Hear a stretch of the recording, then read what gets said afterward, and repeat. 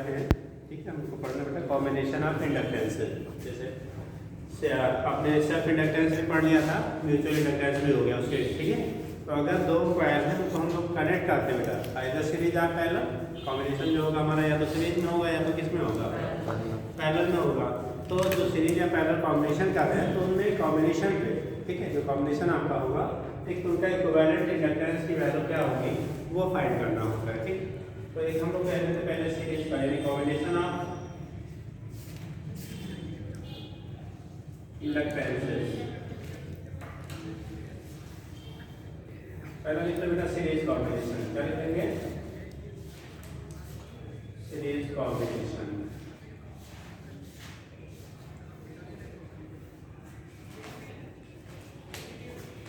First करेगा series combination. अगर दो इंडक्टर है, ठीक, उनके सेल्फ इंडक्टेंसेज L1 और L2 है और क्या म्यूचुअल इंडक्टेंस की वैल्यू m है, बट वो अपार्ट रखे, दूरी पे रखे गए। कैसे रखे गए हैं? दूर रखे गए ज़्यादा। तो म्यूचुअल इंडक्शन वहाँ पे नहीं होगा, हम लोग मान लेते हैं वहाँ पे जीरो। अगर लॉन्ग डिस्टेंस पे है तो म्यूचुअल इंडक्टेंस की वैल्यू क्या मान लेते हैं? जीरो मान लेते हैं। उस केस में ऐसे तो क्या है, इंडक्टर है उन्हें कनेक्ट किया गया सीरीज में, तो अगर लॉन्ग डिस्टेंस पे उनको रखा गया यानी कि अपार्ट रखे गए एक दूसरे से, तो इक्विवेलेंट जो इंडक्टेंस होगा सीरीज का वो L1 प्लस L2 के बराबर होता है। बट अगर क्लोजर पॉइंट पे रखे गए, कहाँ पे रखे? पास पास में। लॉन्ग डिस्टेंस पे है तो LS की जो वैल्यू होगी सीरीज कॉम्बिनेशन तो L1 प्लस L2 होता है। ठीक, लेकिन अगर वो आस पास रखे गए, क्लोजर डिस्टेंस पे रखे गए हैं, तब उस केस में जो आपका होता है LS की वैल्यू होती है L1 plus L2 plus minus M जो है वो म्यूचुअल इंडक्टेंस। ठीक है, म्यूचुअल इंडक्टेंस हो गया। और L1 और L2 क्या है उनके? सेल्फ इंडक्टेंसेस की वैल्यू होती है। तो लिखिएगा, क्या लिखा बेटा? Series combination of.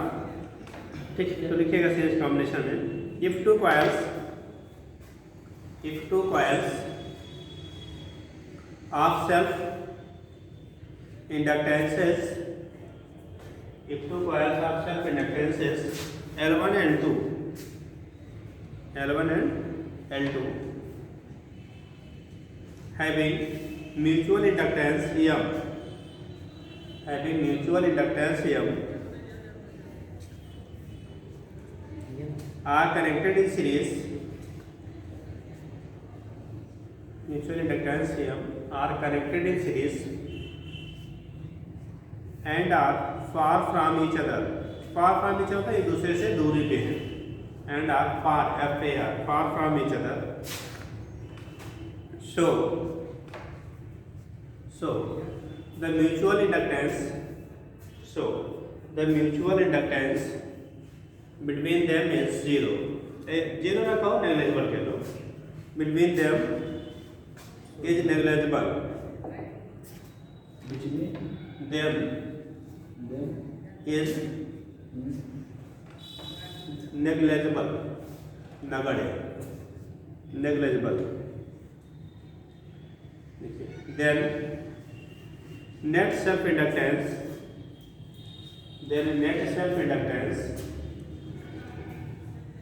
LS equal to हो जाएगा बेटा L1 प्लस L2। उस केस में आपका नेट सेल्फ इंडक्टेंस LS यानी ऊपर वाला, ये ऊपर वाला लिखिएगा L1 प्लस L2, मतलब दोनों इंडक्टेंसेस के सम की क्या हो जाएगा? बराबर हो जाएगा। अगर दो क्या है इंडक्टर है, उनको रखा गया है एक दूसरे से अपार्ट, दूरी में रखा गया है और उनके self inductances individually L1 L2 है, उन्हें सीरीज में कनेक्ट किया गया, तो इक्विवेलेंट जो इंडक्टेंस होगा वो L1 प्लस L2 के क्या हो जाएगा?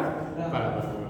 लेकिन कंडीशन तब की है जब दोनों अपार्ट मतलब दूरी में रखे गए हैं, पास पास नहीं है, दूर रखे गए हैं, तब की कंडीशन। दूर रखने का मतलब ये है कि इनके बीच में बेटा म्यूचुअल इंडक्टेंस की जो वैल्यू है, इसकी वैल्यू म्यूचुअल इंडक्टेंस की जो वैल्यू है वो क्लोज टू जीरो है। म्यूचुअल इंडक्टेंस जो है वो क्लोज टू क्या है? जीरो। ठीक है, तो उसके बेस पे दिखा देते हैं क्या होगा। ठीक, आगे लिखिएगा, इसी का पॉइंट आगे बढ़ा लीजिए। when both coils are situated when both coils are situated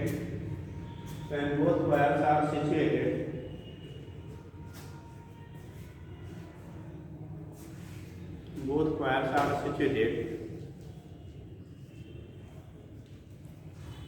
close to each other, both coils are situated close to each other, then net inductance, both coils are close to each other, then net inductance, जब दोनों पास पास रखे जाएंगे बेटा तो net inductance की value होगी है LS = L1 + L2 ± 2L।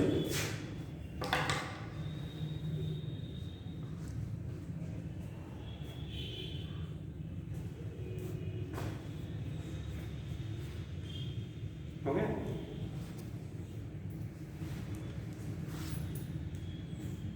Next देखिए पैरेलल कॉम्बिनेशन। पहला सीरीज का, दूसरा क्या लिखेंगे बेटा? Parallel combination.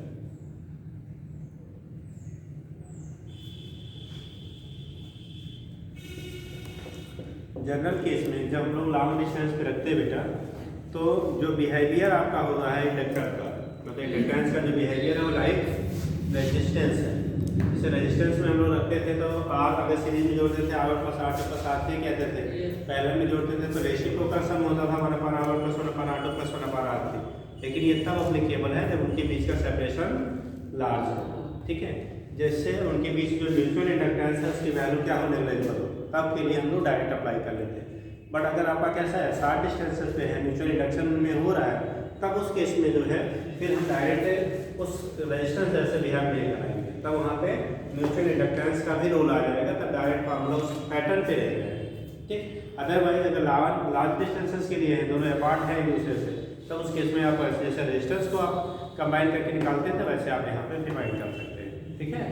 तो वो कंडीशन आपका होता है कि आपका कैसे होगा, यहाँ से रिप्रेजेंट कर लेते हैं, ठीक। लिखिएगा ओके, कौन सा कॉम्बिनेशन बेटा? Parallel combination. लिखिएगा if two coils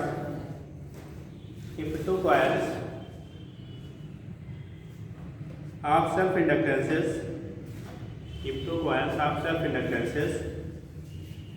L1 and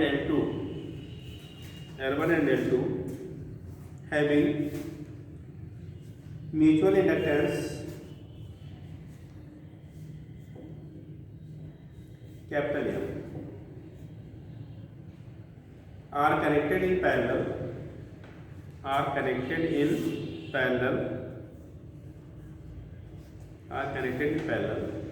and are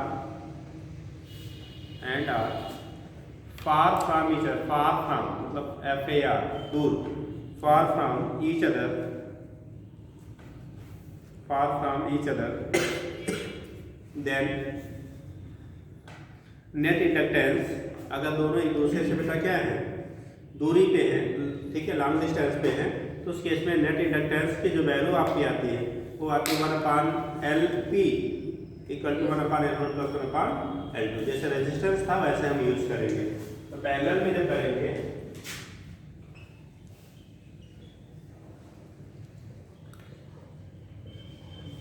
parallel combination में आप करोगे तो यहाँ पे आएगा बेटा 1/LP = 1/L1 + 1/L2, लेकिन ये तब जब वो दूर है, ठीक है।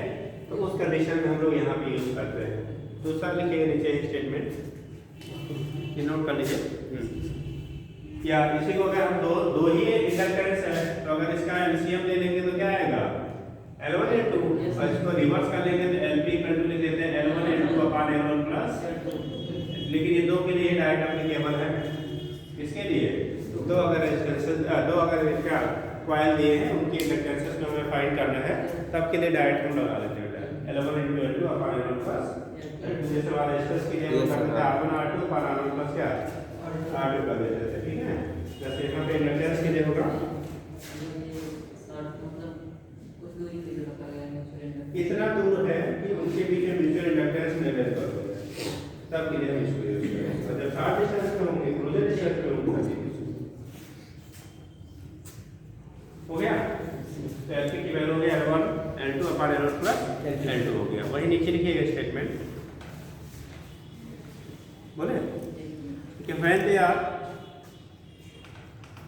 they are situated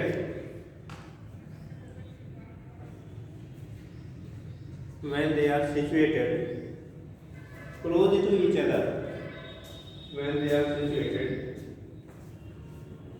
close to each other, जब वो एक दूसरे के कैसे रखे गए हो, पास पास रखे गए, when they are situated close to each other, when they are situated close to each other, जब बेटा एक दूसरे के कैसे हैं, पास पास रखे गए हैं, तो देखिए LP equal to L1 L2 minus M square, ऐसे जब पास पास होंगे तो L1 L2 minus M square upon L1 plus L2 plus minus 2m।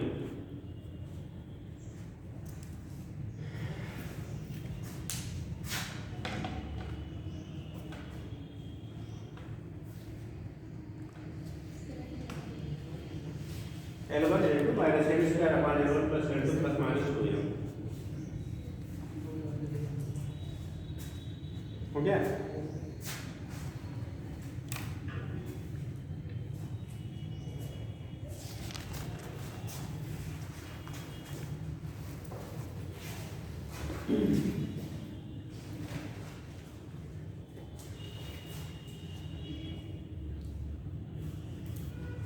ये कंडीशन किसका हो गया, जब पैरेलल में जोड़े गए हैं और उनके बीच का सेपरेशन बहुत कम है, ठीक है, तो उस कंडीशन में हम इसको यूज करेंगे, और ऐसे जोड़े गए हैं तो इसको यूज कर लेंगे, ठीक है। एक बार क्वेश्चन मिले तो ये अप्लाई किया, एक आगे देखिए है कौन सी है, उसको ढूंढना पड़ेगा, तो सीक्वेंस से है निकाल कॉम्बिनेशन से अभी निकाल लीजिए, और इसका प्रोसेस है ना होगा।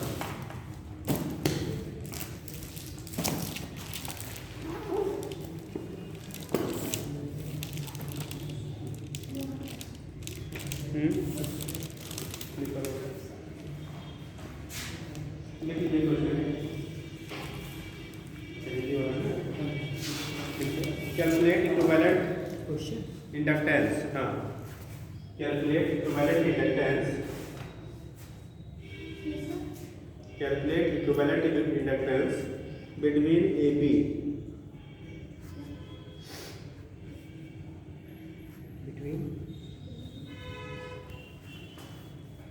बिटवीन ए बी, उसको थोड़ा सा चेंज कर दीजिए। आप उसमें देखो क्वेश्चन है बिटवीन ए बी,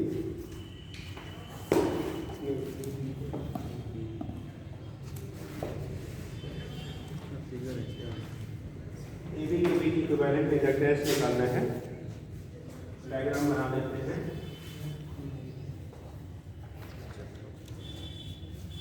थोड़ा सा मॉडिफाई कर देते हैं, क्वेश्चन दिया है थोड़ा चेंज कर लेते हैं।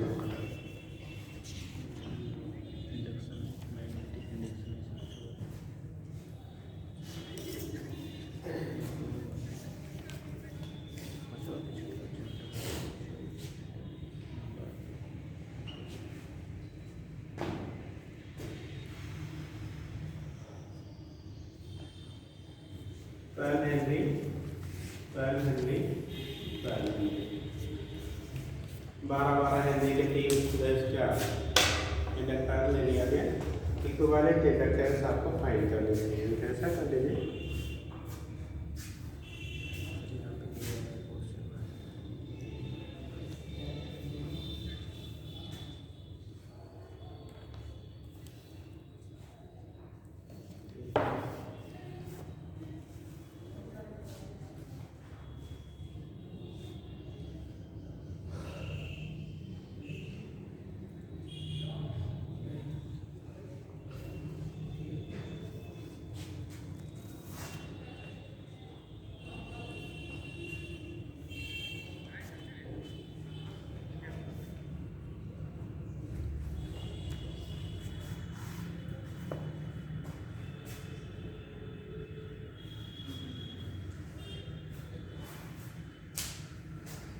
इक्विवेलेंट निकाल लीजिए, फाइंड कर लीजिए।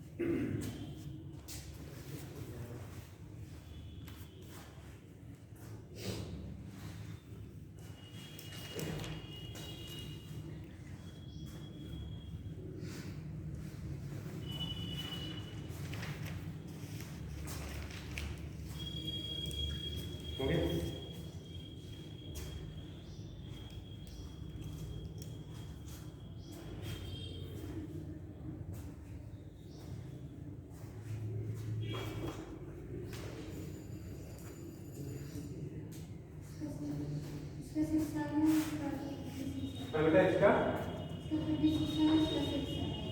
36, उसका 6 और जल्दी करो सिंपल सा है तो समझ लिया यहाँ पे कैलकुलेशन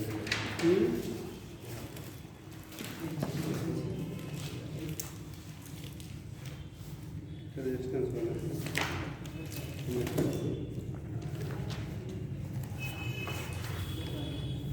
चलिए से बोल देते पहले चलिए पहला देखते हैं कितने लोग का इसका 36 आया है बताओ पहले का 36 वाले हाथ बताओ हाथ उठाओ 1 2 और कितना आया आप लोग का आपका 4 आ गया चलिए का 4 वाले हाथ उठाओ 6 वाले हाथ उठाओ 12 वाले हाथ उठाओ 19 वाले हाथ उठाओ 18 वाले किस रिलेशन से 18 से 6 से 18 चलिए देखते हैं आपने कितना बोला था 4 वाला ये तीनों सीरीज में है कि पैरेलल में है कि सीरीज और पैरेलल दोनों में तीनों पैरेलल में है हाँ जी किसमें है ये सीरीज में कि पैरेलल में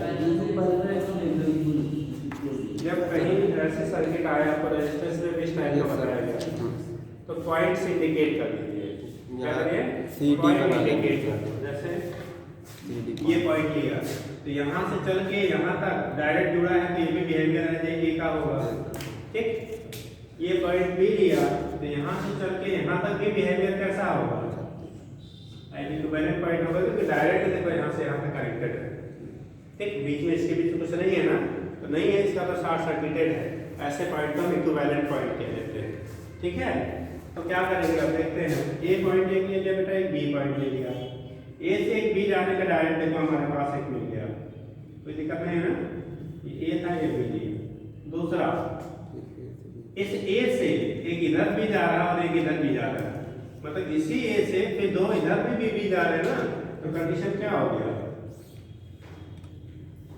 एक कंडीशन ये बना और दूसरा जो हमारा बन रहा है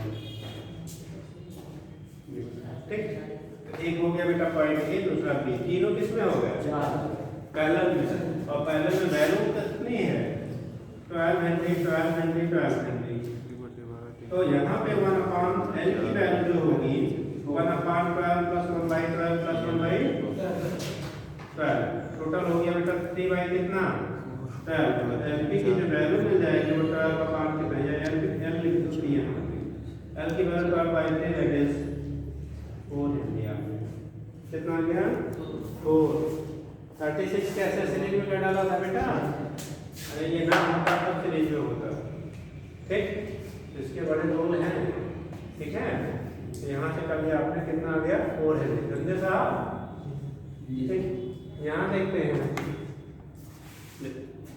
इस पॉइंट से पॉइंट तक जाने के 2 रूट हैं और जो 2 रूट हैं तो दोनों किस में हो गए पैरेलल में तो 4 4 या 16/4 4 8 16/4 मतलब 2 है ऐसे ये भी दोनों कैसे हैं पैरेलल में इसका भी कितना हो गया 2 है और ऑलरेडी आगे लगा कितना है 2 अब ये तीनों किस में हो गए सीरीज में तो आप यानी L इक्विवेलेंट जो आएगा आपका 2 + 2 + 2 दैट इज 6 हो गया। तो यहाँ से इक्विवेलेंट जो वैल्यू मिल गई हमारी कितनी हो गई, इसका सेक्शन भी हो गया, इसका ओरिएंट हो गया। ठीक ना, ये क्वेश्चन करा दें, ये उठा ऊपर वाला इंटर तो क्वेश्चन कॉम्बिनेशन ऐसे देखिएगा।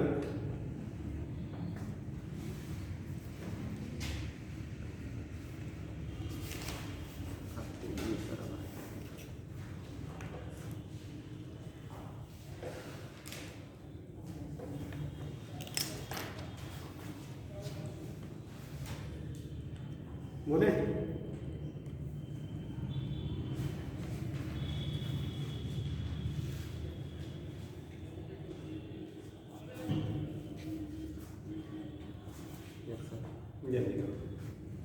क्वेश्चन लिख लीजिए बेटा। क्वेश्चन आपका बुक है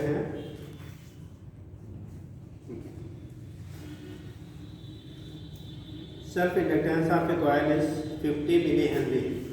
क्वेश्चन क्या बेटा, self inductance of a coil is 50 millihenry.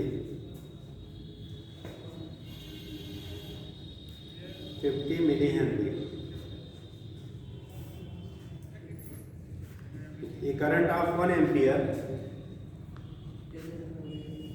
a current of 1 ampere, self inductance of a coil is 50 millihenry. No? A current of 1 ampere passing through the coil,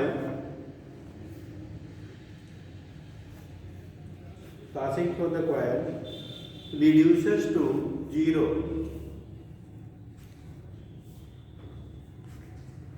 Reduces to 0 at a constant rate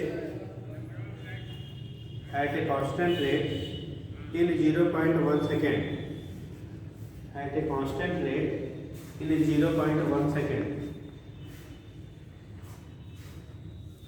0. कितना बेटा 1 second लिखे।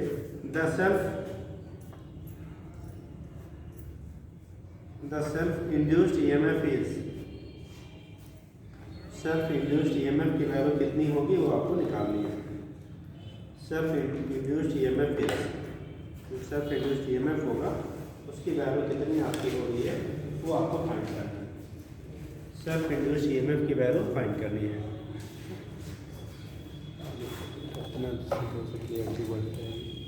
बहुत डल आने लगा क्या है अब?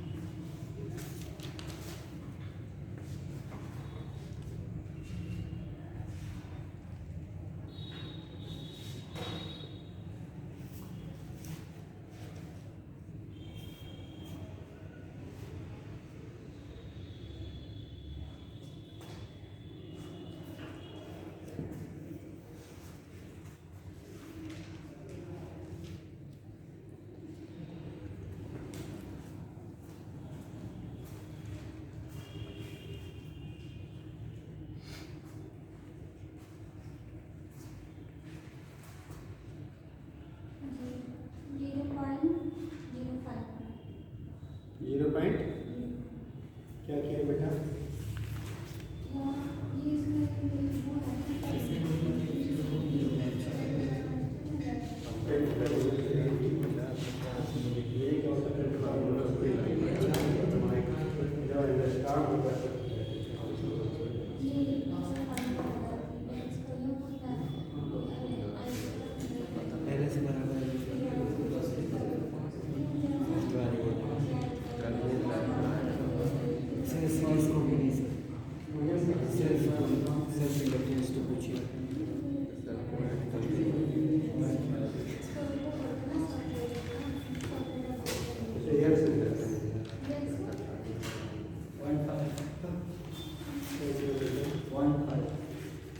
नींद आ रही क्या? सर्दी हो गई है? तब करो।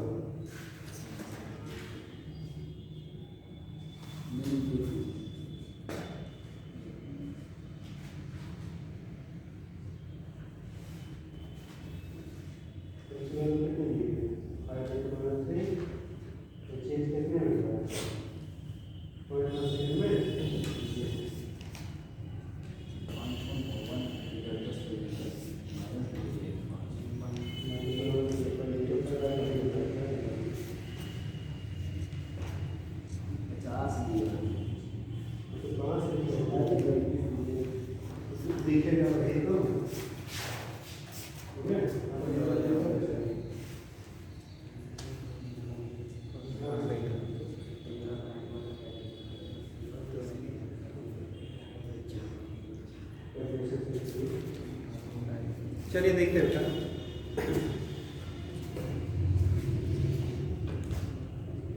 क्या था क्वेश्चन, क्या था? हमें निकालना था ई की वैल्यू। तो फार्मूला लिखा था हमने equal to minus N D I upon D T, ये लिखा था फार्मूला बेटा। ठीक, एन की वैल्यू माइनस साइन केवल अपोजिट डायरेक्शन में इंडिकेट करता है, उससे मैग्नीट्यूड पे कोई इफेक्ट नहीं होगा। तो अगर आपको मैग्नीट्यूड के में चाहिए तो यहाँ से साइन हम हटा सकते हैं। ठीक, मॉडुलस इंटीग्रल। तो ई की वैल्यू, एल की वैल्यू 50 मिली हेनरी है ना, 10 टू पावर माइनस 3।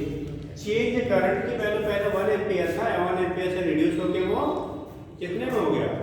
0 हो गया। नहीं, 1 एम्पीयर से 0 में बदल गया। पहले 1 एम्पीयर था, वो घट के कहाँ पहुँच गया?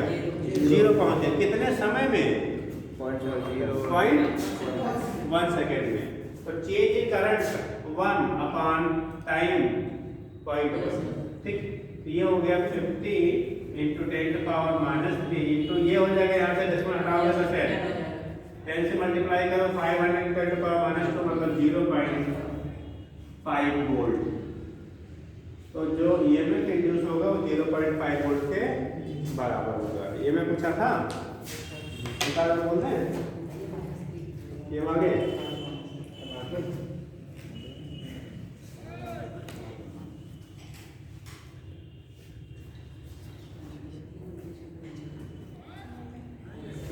लिखिए question, inquire of 100 turns. Question लिखिएगा बेटा, inquire of 100 turns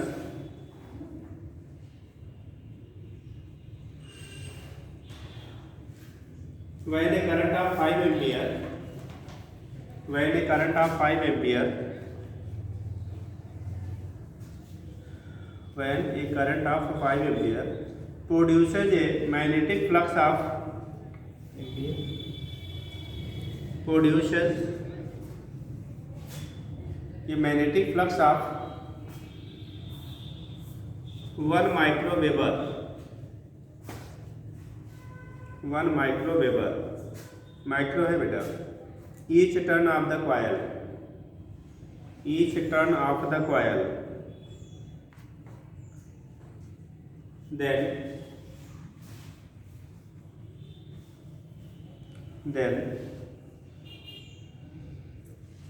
the coefficient of self induction is, then the coefficient of self induction is, then the coefficient of self induction is, coefficient of self induction की value कितनी होगी वो निकालना है। then the coefficient of self induction is,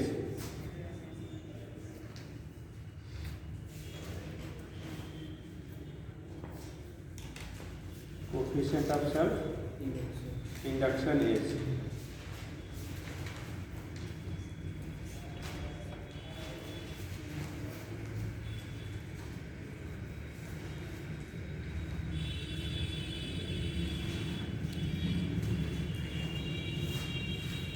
now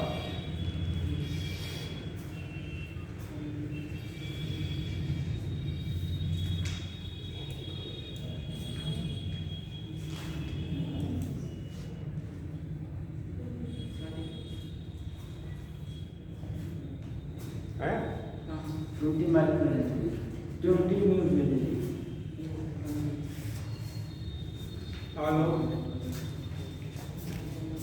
आप लोग बेटा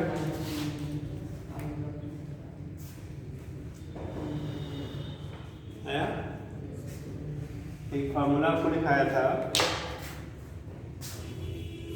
तो ये फार्मूला जो दिखाए गए सब क्या, इसीलिए आपको तोड़ फाड़ के दिखा दिया था, सीधे आपको उसमें डाटा डाल दीजिए आंसर मिल जाएगा।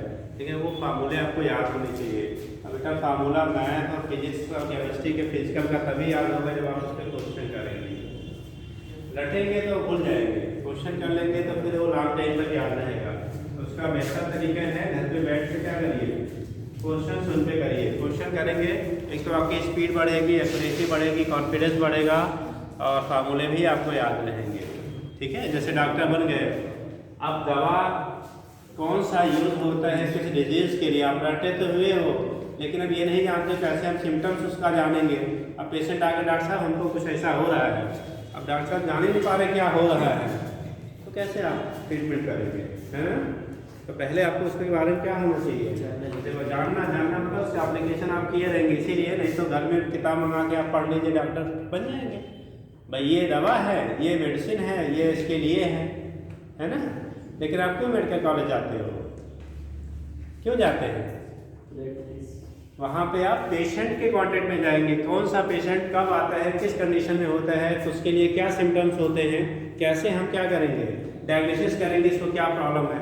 सबसे डॉक्टर के लिए सबसे इम्पोर्टेंट क्या है, डायग्नोसिस। अगर आपकी डायग्नोसिस अच्छी है तो आप अच्छे डॉक्टर हैं, और अगर आप डायग्नोसिस नहीं कर पाते हैं क्या प्रॉब्लम है तो क्या है, ठीक। आप देखते होंगे जोर साहब से कितने गए रहे हैं, ठीक है। तो उस कंडीशन में क्या होता है, डायग्नोसिस आपकी बड़ी इंपॉर्टेंट फैक्टर होता है। और डायग्नोसिस उसी की प्रॉपर हो पाती है जो आपके कॉलेज टाइम में क्या करता है, रेगुलर पेशेंट के कांटेक्ट में रहता है। मतलब इसीलिए आपको सेकेंड ईयर से ये क्या रहने लगता है, डॉक्टर के साथ में विजिट, साथ में आप पीछे पीछे दौड़िए, उसका रिपोर्ट देखिए क्या प्रॉब्लम है, क्या डॉक्टर साहब ने सजेस्ट किया है, क्या उसके सिम्टम्स इससे आ रहे हैं। तो वो जो जितना ज़्यादा करता है वो उतना ही फ्यूचर का बढ़िया क्या बनता है, डॉक्टर बनता है। और जो खाली जाकर वहाँ डिग्री लेके आता है तो फिर वही रहता है कि आया था बुखार लेके दे दिया सर्दी की दवा उसको, हाँ ठीक। चलो देखो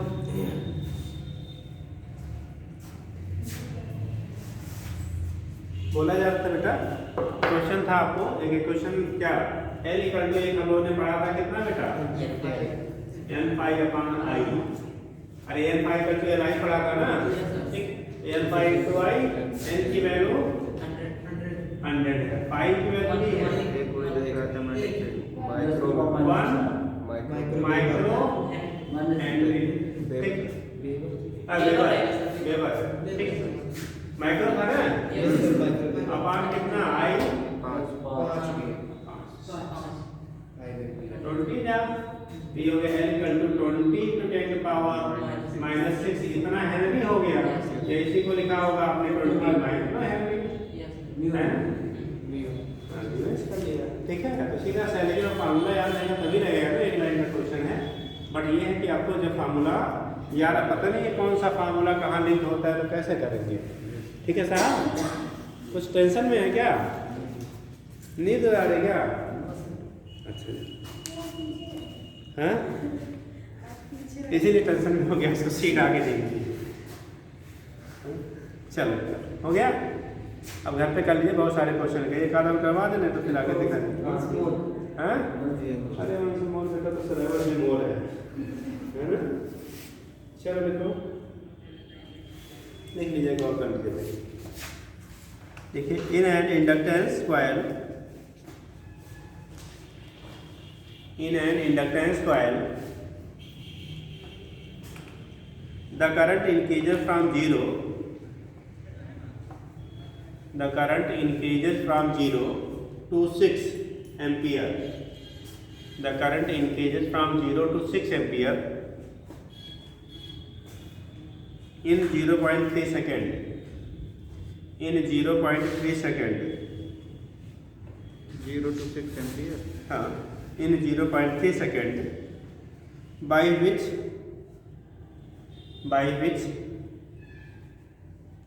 an induced EMF of 60 volt, by which an induced EMF of 60 volt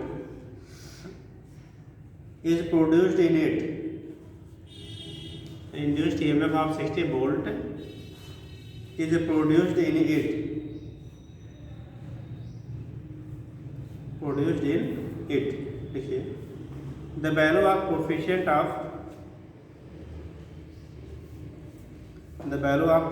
of self induction of coil is the value of coefficient of self induction of coil is value of क्या लिखा है coefficient of self induction of coil is जो coil है उसके self induction की value कितनी होगी ये हमें बताना है। हाँ भैया पक्का पक्का हाँ EMF 60 बोला गया बेटा 60 वोल्ट है करंट 6 एम्पियर है टाइम 3 सेकेंड है। ठीक है आपका है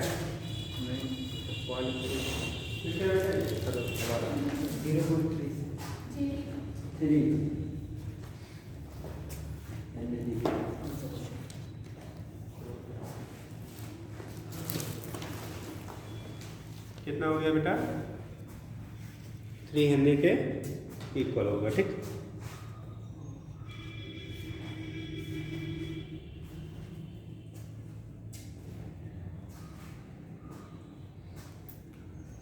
क्या फार्मूला यूज किया बेटा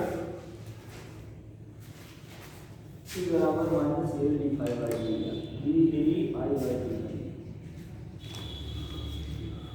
एल की वैल्यू क्या है हाँ क्या निकालना है एल एल निकालना है ना L equal to E upon D I by क्या डी टी हो जाएगा। ठीक है साइड केवल बेटा डायरेक्शन को रिप्रेजेंट करता है। ठीक मैग्नीट्यूड में कोई हो सकता है ई की वैल्यू कितनी है 60 आई की वैल्यू 6 एम्पियर और टाइम 1.3 सेकंड। इसको ऊपर कर लो तो 60 into 0.3 अपान 6 10 जा और 10 3 जा 0.3 जा मतलब 3 तो ये हो गया 3 हेनरी की क्या होगा सेल्फ इंडक्टेंस की वैल्यू उस कॉइल की जो हो गई वो 3 हेनरी की क्या हो गया इक्वल आ गया हो जाएगा।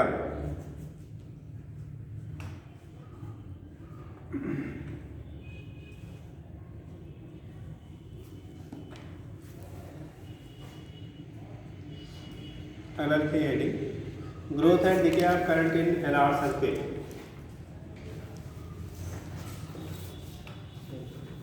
Growth and decay of current in LR circuit and decay of current in LR circuit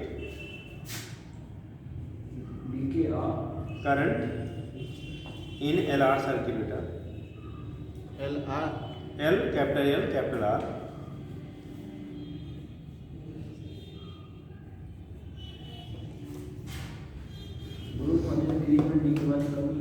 देखिए मतलब कमी ग्रोथ मतलब वृद्धि। देखो पहले ही एक बात समझाया है फिलहाल अगर किसी भी सर्किट में बेटा करंट की वैल्यू हम लोग इंक्रीज करेंगे मतलब बढ़ाएंगे तो इंड्यूस करंट उसमें डेवलप होगा वो मेन करंट के डायरेक्शन में कि अपोजिट में अपोजिट डायरेक्शन में इंड्यूस होगा। इंड्यूस करंट होगा वो मेन करंट के अपोजिट डायरेक्शन में होगा उसकी डायरेक्शन मेन करंट के अपोजिट होगा।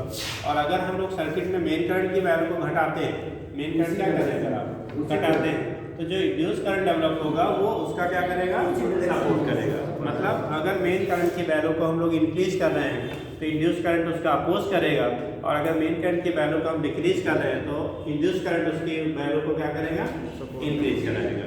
तो जो इंड्यूस करंट होता है वो इंक्रीज करेगा किस डायरेक्शन में होगा जिसका डिसीजन होता है बेटा जो हमारा मेन करंट है वो इंक्रीज कर रहा है डिक्रीज कर रहा है कि क्या हो रहा है। अगर ये बता दीजिए साहब पढ़े हो जाओ मेन करंट अगर क्या है कांस्टेंट है तो इंड्यूस करंट किधर होगा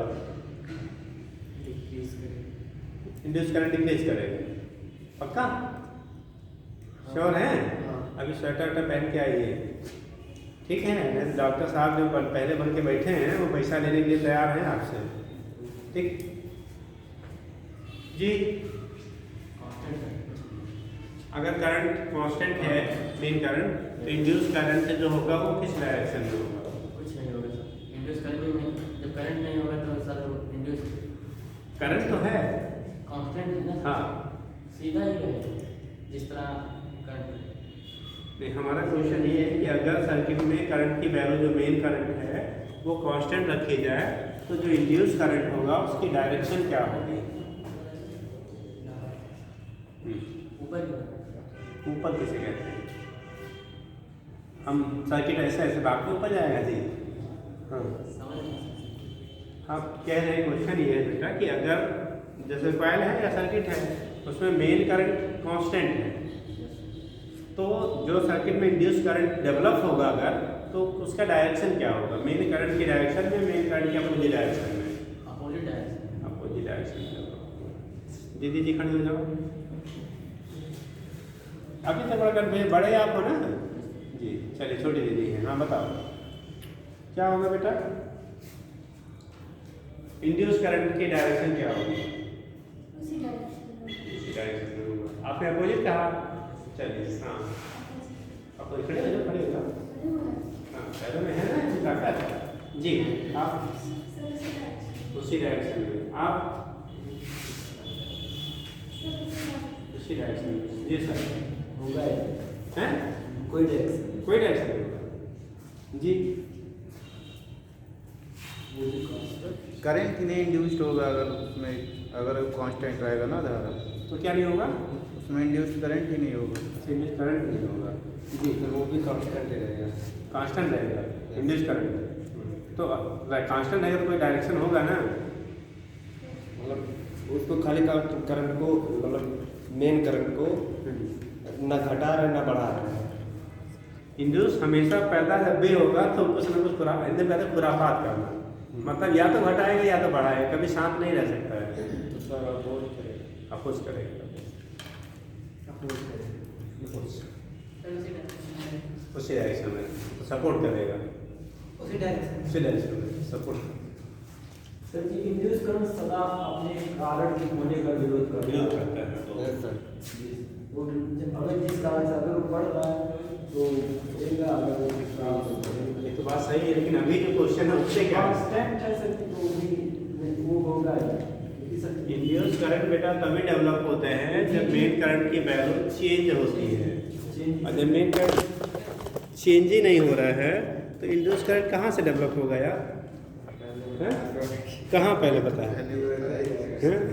वैसे ही रहेगा, मतलब क्या है? कांस्टेंट रहेगा एकदम परफेक्ट आंसर होना चाहिए, उसमें गोल माल नहीं है ना सर? आप क्या बताए थे? बताया था करंट नहीं इंड्यूस होगा तो कैसे होगा, तो ये तो हम बताए थे। अच्छा यही बताए थे आप? क्या भाई साहब लोग बोल रहे तो हम भी एकदम मान ही देते चक्का है। बैठिए बैठिए बैठिए। सर जी बोले तो हाँ बोले थे, नहीं बोले तो 2-3 लोग थे, बस आते उस चीज़ को क्लेरिफाई नहीं कर रहे थे, कभी इधर कभी उधर, इन्होंने भी बोला था। तो उस कंडीशन में क्या होता है बेटा? इंड्यूस करंट तभी डेवलप होगा सर्किट में जब मेन करंट की वैल्यू क्या करेगी? चेंज होगी। मेन करंट अगर चेंज नहीं होगा तो इंड्यूस करंट की वैल्यू जीरो रहेगी, और जब जीरो रहेगी तो डायरेक्शन कहाँ रहेगा जी? भाई रहेगा तभी तो डायरेक्शन होगा ना, तो होगा ही नहीं, ठीक? तो इसलिए आपको कोई डायरेक्शन नहीं होगा, देखिए, ठीक है? ये नहीं कि कुछ ना कुछ बोले थे, हाँ ठीक। चलिए नेक्स्ट लिखेंगे, लिखिए बेटे इसमें क्या लिखा था आपने? देखिए, if A circuit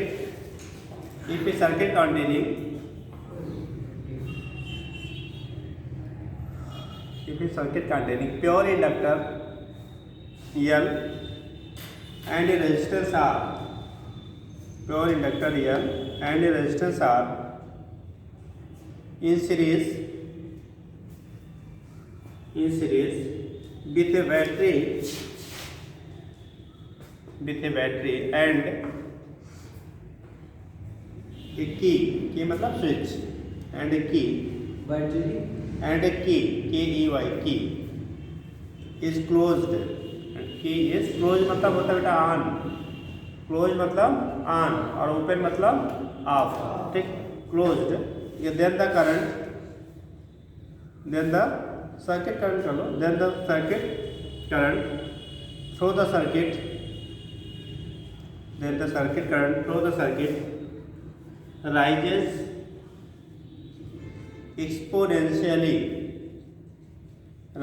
exponentially and reaches up to rises exponentially, exponentially, exponentially, rises exponentially and reaches up to a certain maximum value, and reaches up to a certain maximum value. Certain maximum value. आगे लिखेंगे if circuit is opened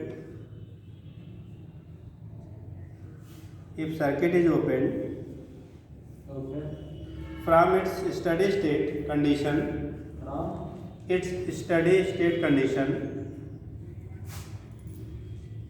then current through the circuit decreases exponentially. Through the circuit decreases exponentially.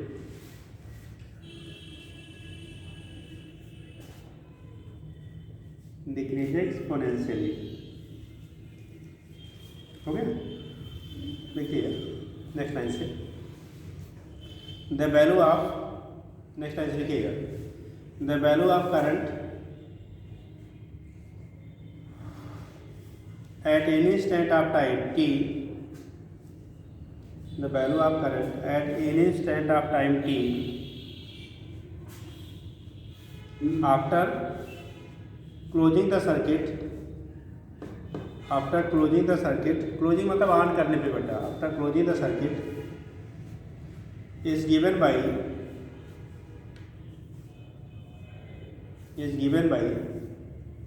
Relation किसी को याद है?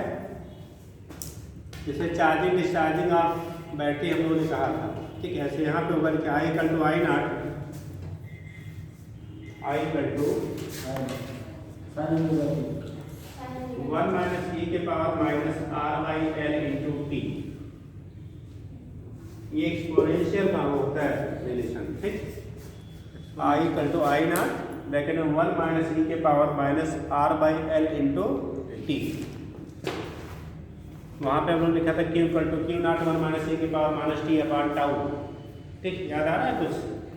और tau की value जब हम लोग CR से ले लिया था तो RC के बराबर ले लिया था, ठीक है। दिखा दीजिए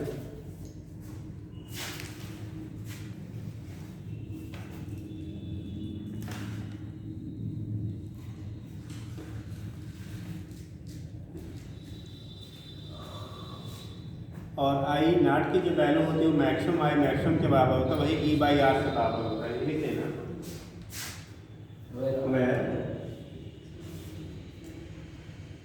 आई naught equal to I maximum और यही बराबर होता है बेटा E बाई आर।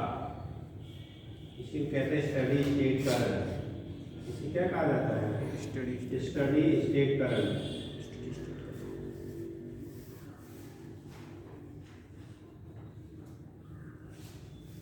मतलब मैक्सिमम वैल्यू ऑफ करंट जो होता है उसी को स्टेडी स्टेट करंट भी हम लोग कह देते हैं बेटा, और उसकी वैल्यू E बाई आर के बराबर होगा, ठीक है। तो आई नॉट की वैल्यू जो होती है वो E बाई आर के क्या हो जाएगा?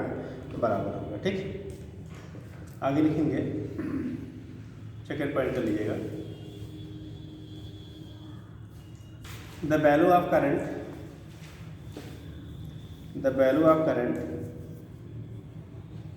at the value of current at any instant of time t, The value of current at any instant of time t, at any instant of time t after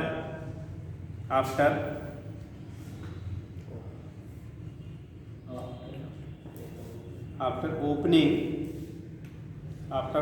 मतलब switch को of कर दिया, after opening from the steady state condition, after opening from the steady state condition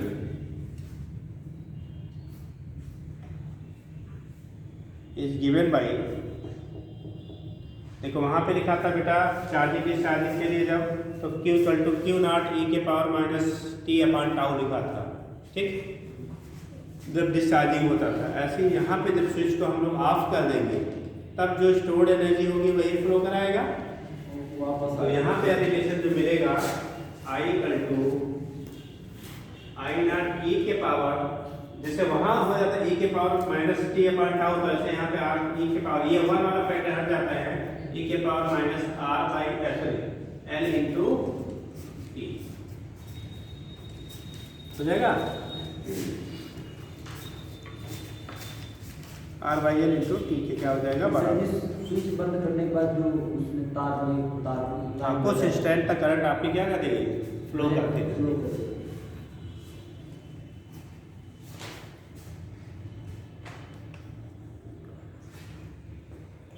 आप सभी resistance ये कुंडली are resistance है या रिडक्टेंस है, पेड़ का तुझसे कह लेते हो ना।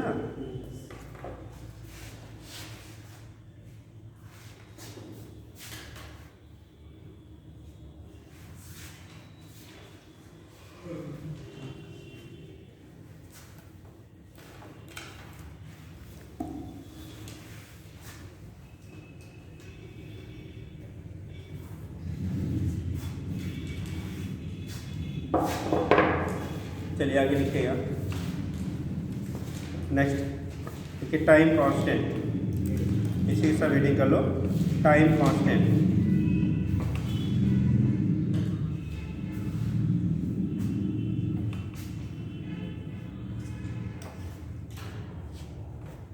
टाइम कांस्टेंट देखो, जब एल आर सेकेंड लेते हैं बेटा तो time constant tau equal to होता है एल बाई आर। क्या होता है time constant, L by R. ठीक, तो लिखिएगा, देखिए in L R circuit, in L R circuit, हाँ, the time constant is given as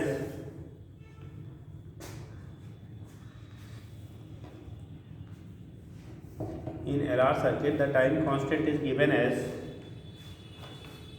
देखिए tau equal to L by R, tau equal to L by क्या R, tau equal to क्या होगा आपका L by R। देखिए time constant को tau से represent करते हैं, टाउ से रिप्रेजेंट करते हैं। ठीक, देखिए its unit is second, its unit is second.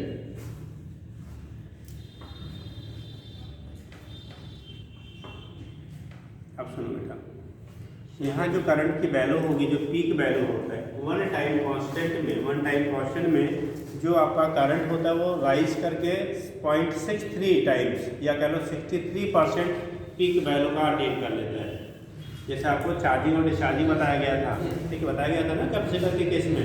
तो उस केस में क्या होता था, एक टाइम कांस्टेंट में के बाद वो 63% चार्ज हो जाता था और एक टाइम कांस्टेंट में पीक वैल्यू का 63% डिस्चार्ज होता था। ऐसे यहाँ पे जो सर्किट में करंट आपका होगा वो वन टाइम कांस्टेंट के बाद पीक वैल्यू जितना है उसका 63% तक अटेन कर लेगा। मतलब एक टाइम कांस्टेंट में 0 से बढ़ के वो 63% करंट क्या करेगा, पीक वैल्यू का उतना गेन कर लेगा। ठीक, और अगर जब आप डिस्चार्ज करेंगे, स्विच को ऑफ करेंगे, तो पीक जो वैल्यू होगी उसका 63% क्या हो जाएगा, डिक्रीज कर जाएगा एक टाइम कांस्टेंट में। एक टाइम कांस्टेंट को ऐसे भी डिफाइन कर लेते हैं, one time constant is that time interval in which, ठीक है, the current rises up to 63% of its peak value or, ठीक, current decreases by 63% of its peak value. मतलब एक टाइम कांस्टेंट में जो करंट होगा वो पीक वैल्यू जितना, पीक होता है अधिकतम वैल्यू जो उसमें हो सकता है, उसका 63% क्या करेगा, वो ऑब्टेन कर लेगा, यानी वहां तक पहुंच जाएगा। उल्टा जब आप स्विच ऑफ कर देंगे तो वो अपने पीक वैल्यू का, स्टडी स्टेट में जो पीक वैल्यू था उसका 63% रिड्यूस कर देगा। ठीक है, तो ये कहलाता है एक टाइम कांस्टेंट। तो उस टर्म में भी आप लिख लीजिए, क्या लिख लिया बेटा, यूनिट लिख लिया। नेक्स्ट आंसर लिखिएगा, लिखिए, it is also defined as, it is also defined as the time interval, it is also defined as the time interval during which the current in an inductive circuit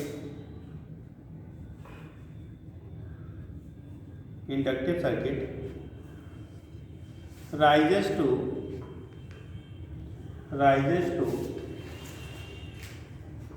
63% of its maximum value, 63% of its maximum value are the time interval during which the current after opening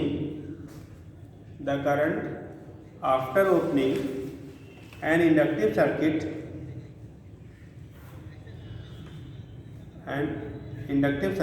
falls, अब थोड़ा यहाँ समझ लो, falls to बोलेगा तो जो बची हुई value होती है उसे लिखते हैं, falls by बोलेगा तो जो वैल्यू घटी है उसे बोलते हैं। नहीं समझा? जैसा falls to कहाँ तक घट जाएगी, तब आंसर होगा 37%। मतलब 100 से 37 बचा तो घटा कितना, 63। तो falls to बोलेगा तो 37% आप लिखोगे, अब falls by बोलेगा तो 63%। कितना घटा, तब 63%। कहाँ तक घटा तो 37%। तो दोनों लैंग्वेज का ध्यान रखेंगे, क्योंकि जब बोला जाता है falls to बोला जाता है तब क्या बोलेंगे 37%, और falls by बोलेगा तब 63% आप बोलोगे। ठीक है, तो लिखिएगा falls to 37% of its maximum value, 37% of its maximum value। अब ग्राफिकली हम लोग दिखाएंगे, सेम उसी पैटर्न पे है बेटा, जैसे हम लोग वहाँ पे क्या कैपेसिटर के केस में चार्जिंग और डिस्चार्जिंग आपने पढ़ा था। ठीक, सेम उसी पैटर्न पे आपका है। तो यहाँ पे जो ग्राफ दिखाओगे इस तरह, मान लो ये बेटा पीक वैल्यू की लाइन है, कौन वाली लाइन है, पीक वैल्यू की लाइन है, ये आई नॉट ले लिया। ठीक, एक टाइम कांस्टेंट में ये आपने पीक वैल्यू का 63% अटेन कर लेगा, ये हो गया टाउ, ये टाइम एक्सेस है, और ये जो वैल्यू यहाँ पे होगी ये 0.63 आई नॉट के कहाँ पहुँच जाएगा, बराबर। जब परसेंटेज मिलेंगे तो 100 से गुणा करेंगे 63% हो जाएगा। समझ गए ना? ये है जब राइजिंग आपकी हो रही, स्विच को ऑन किया तब। ठीक, और जब हम लोग इसी को क्या करेंगे, स्विच को ऑफ करेंगे, डिके की कंडीशन में बनाएंगे, तो पीक वैल्यू से स्टार्ट होगा बेटा, और एक टाइम कांस्टेंट में ये अपने पीक वैल्यू से घट के जो रिमेनिंग वैल्यू बचेगी वो हमारे कितनी बचेगी, 0.37 आई नॉट। ये आई नॉट है बेटा, आई नॉट से घट के 0.37 आई नॉट के बराबर बचेगा आफ्टर वन टाइम कांस्टेंट। एक टाइम कांस्टेंट के बाद 0.37% आपका बचेगा, बाकी आपका रिड्यूस कर जाएगा। समझ में आ गया? तो इसी को हम लोग कह लेते हैं डीके एंड क्या बेटा, ये कैसे होगा। ठीक, अब इतना कर लीजिएगा।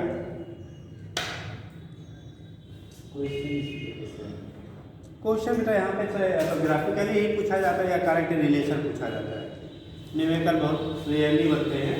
ठीक है, नहीं के बराबर जो बनते हैं वो या तो ग्राफ, ठीक, यही ग्राफ, मतलब जैसे कितना बचेगा तो यहाँ पे आपको ये इंडिकेट करना पड़ेगा कितना बचेगा। ठीक, वन टाइम कांस्टेंट। हाँ, ये इंक्रीजमेंट का है, जब स्विच को ऑन कर रहे हैं, ये डिक्रीजमेंट डिके वाला है और ये राइज वाला है। ठीक है, तो यहाँ से दिखा देते बेटा कितना होगा, कैसे होगा। तो बाकी क्वेश्चन कर डालिएगा, बाकी आगे नेक्स्ट कल बताते हैं। समझ गए ना? चलिए आप